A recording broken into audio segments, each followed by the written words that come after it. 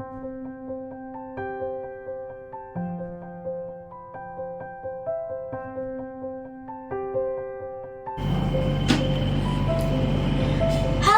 nama saya Kimi Sanomazika dari SMP Negeri 3 Bukal.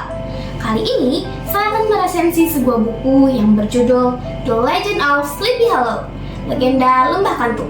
Buku ini ditulis oleh Washington Irving, diterjemahkan Jimat Kalimasada, disunting Daru Wijayanti, memiliki 106 halaman, dan diterbitkan dari CV Indo Literasi Publishing House, juga merupakan keluaran tahun edisi 2025. Apakah cerita-cerita mistis merupakan sebuah kebenaran? Atau ada kisah di baliknya? Apakah cerita-cerita seram yang bersumber dari mulut ke mulut merupakan sebuah kebenaran? Atau justru persepsi kita yang membuat ketakutan menjadi nyata? Washington Irving menggugah alam bawah sadar pembaca untuk mempertentangkan antara imajinasi dan ketakutan dengan apa yang tertangkap oleh panca indera dan alasan logis di baliknya. Dan tentunya juga dibalut dengan kisah romansa perebutan pujaan hati. Oh iya, sebelumnya mari kita berkenalan dengan sang penulis. Washington Irving adalah seseorang yang berkebangsaan Amerika Serikat.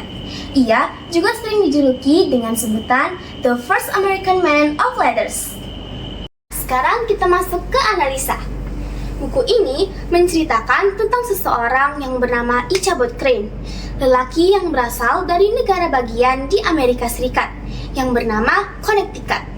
Ia dikirimkan ke sebuah tempat terpencil yang bernama Lembah Sleepy Hollow sebagai seorang guru. Lembah Sleepy Hollow terkenal dengan berbagai cerita mistisnya. Salah satu cerita yang paling terkenal adalah pengendara kuda tanpa kepala. Sementara itu, Ichabod Crane selain menjadi seorang guru, dia juga mengajar privat menyanyi untuk beberapa keluarga. Salah satunya seorang kembang desa yang bernama Katrina Van Tassel.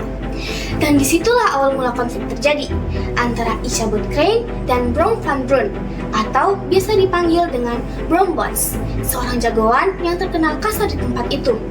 Konflik ini dipadu-padakan dengan cerita-cerita mistis yang ada di desa itu.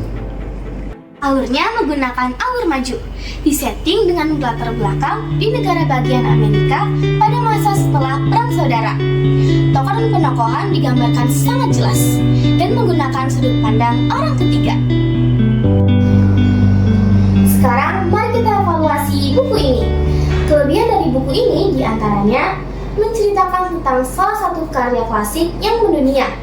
Juga penulisnya merupakan salah satu seorang penulis terkenal di dunia. Diterjemahkan dalam bahasa Indonesia menggunakan kata-kata yang jelas dan mudah dimengerti. Alurnya menarik dan mudah dipahami. Ceritanya juga seru karena menabrakkan antara logika dan kemistisan. Judulnya juga menarik karena membuat rasa penasaran. Namun buku ini juga memiliki beberapa kekurangan. Di antaranya terdapat beberapa kata atau istilah asing yang tidak diberikan catatan kaki, sehingga membuat rasa kebingungan bagi para pembaca. Dan juga, warna pada sampul buku kurang tegas, jadi kurang menimbulkan rasa kemistisannya. Setelah kita di kesimpulan, buku ini sangat direkomendasikan karena ceritanya yang sangat menarik. Namun sebaiknya, di edisi berikutnya ditambahkan beberapa catatan kaki untuk beberapa istilah asing. Dan juga warna pada sampul buku lebih dipertegas lagi. Intinya, buku ini sangat direkomendasikan untuk para penikmat sastra maupun pembaca cerita yang berusia 13 tahun ke atas.